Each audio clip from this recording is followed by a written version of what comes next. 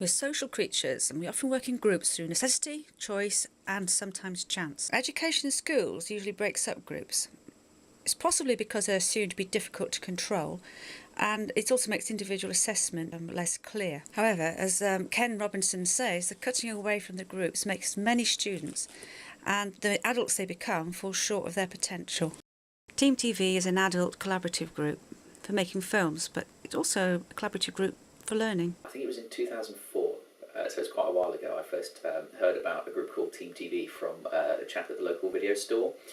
He gave me a leaflet that had been left behind for people who were interested in filmmaking, just saying, we meet every Wednesday night, 8 o'clock at the pub, come down and, see what it's all about. So I did, I went down there one evening and sat up in this rather strange pub. I think I shouldn't have been in the pub actually, I was underage at the time, but all a good bit of fun. I sort of sitting waiting and trying to figure out who were the filmmakers in this pub, little realising they met in the basement. But one of their founding members came up to me and just said, "Oh, are you here for the film group?" I said, "Yes, please, thank you," and took me downstairs and I met everyone. And at the time there were about 10 people, I think, of varying positions. Some founding members, some people from the local college who'd come along. Quite an eclectic mix, really. And they were in the middle of producing a new film. They just finished their first film, which was called Reformed, which was released in 2003. And I'd seen that, and I saw it and thought, it's an interesting one, because the production values weren't incredibly high on it, but the film was quite a pleasure to watch, and you're thinking, wow, for a first film, this group has got something interesting going on. And I think it was the passion behind it that everyone had, actually, that really did for that. So yes, they were in the middle of producing their film, and they welcomed me quite readily, despite the fact I had no idea what was going on. And so I watched some of the things that they were doing, rehearsing scenes and doing screen tests and preparing for things. So there was a nice blend of sort of practical and theory going on, and it was just really interesting to see. So I'd been with Team TV for 2 years by the time I came to do my A-levels, and the stuff that I'd done with them certainly helped in the practical aspect and some of the theory aspect of my A-levels, because Team TV was the first opportunity I'd had to work with lots of other people at once rather than just friends or family who were interested, and especially more expensive equipment than just your general home use camcorders. We were using things like cranes and dollies and more semi-professional equipment. So actually having the opportunity to be on set and see how the structure worked and how it should work, I think really helped things along. And what role did you play in the film? I was buying a car off a very enthusiastic salesman. What part did you play in the film? Paul stopped his car and said, "You're just the person I want. I want an aged man."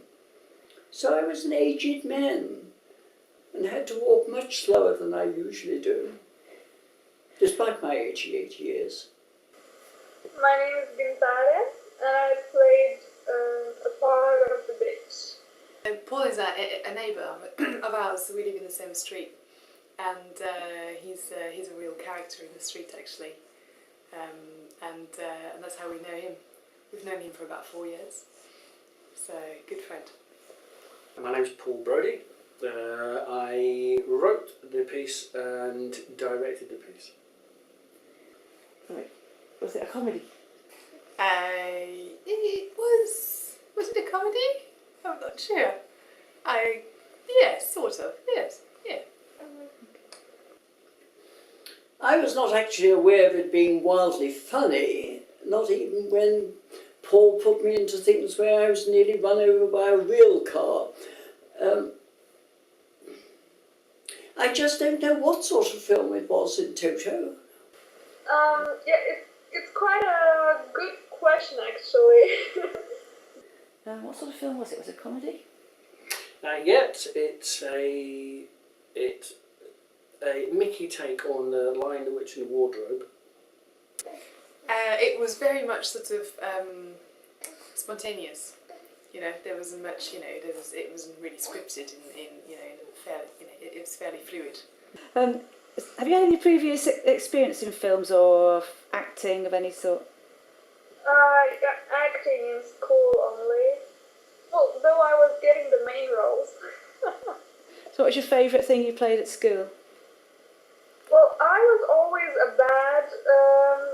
old guy. I was witch. I was a fox that eats a poor rabbit on his way to school.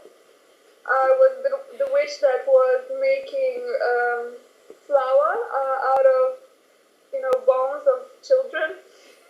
I had always the worst roles, but they were usually the main ones as well. I don't know, probably Paul just had a very good insight in that. Acting? I've been on the other side of the camera through advertising, but not as an actor. No, never. I quite enjoy trying to pretend I'm somebody else. For a short while. More of my background is I'm a singer-songwriter, so a writer-performer, and it doesn't. For me, it's all a narrative for whatever story you're telling. So whether it's music or film or any, or whether it's just the written word. So I'm happy being the singer at the front. I'm happy acting. And I'm equally happy being on the equipment, cameras, sound and that kind of stuff. But this time out I just felt that I wanted to be not a part of that. I just wanted to be one step behind it and see if I could organise everything in front to fall into place. So I'm happy being everywhere. I'm happy with the title I'm an everyman. What did you like best about the filming? It was really fun because the crew was very supportive and really relieving the stress during my first ever shooting. Well, I think one of the really remarkable things about Team TV as an organisation is the fact that they're really willing to welcome anyone, and these people come from all walks of life as well. I joined as a student still at school.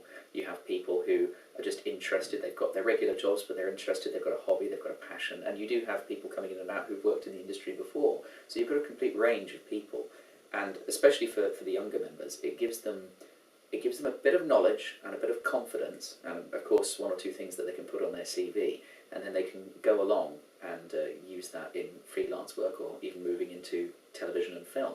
I know we have 3 or 4 members who have made the leap into doing multimedia and media more professionally and have used Team TV as a bit of a springboard. So I think it's incredibly valuable. The bit that's really critical, I think, is that the group and all the members of the group are protected. So we won't actually end up getting into any legal scuffles or money issues or arguments over it, because that's just going to slow the whole thing down and make it unfeasible. Future of Team TV, as a group, it has quite a lot of potential.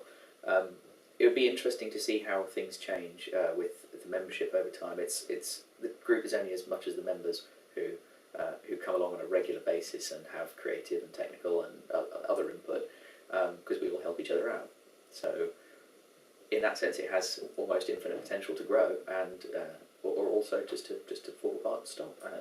I hope it carries on. I found it an incredibly valuable group. I made a lot of friends. I had a lot of fun, and we made a lot of movies together. So I hope that other people will find it as useful as I have. I'm wanting to see if we can use collaborative group skills in an education setting. Who first thought the idea? Me, all of us. You all had ideas. But you're the leader. Yeah, I led them, and then Evie, I thought that Evie should do it because she's more confident and she can deliver it good.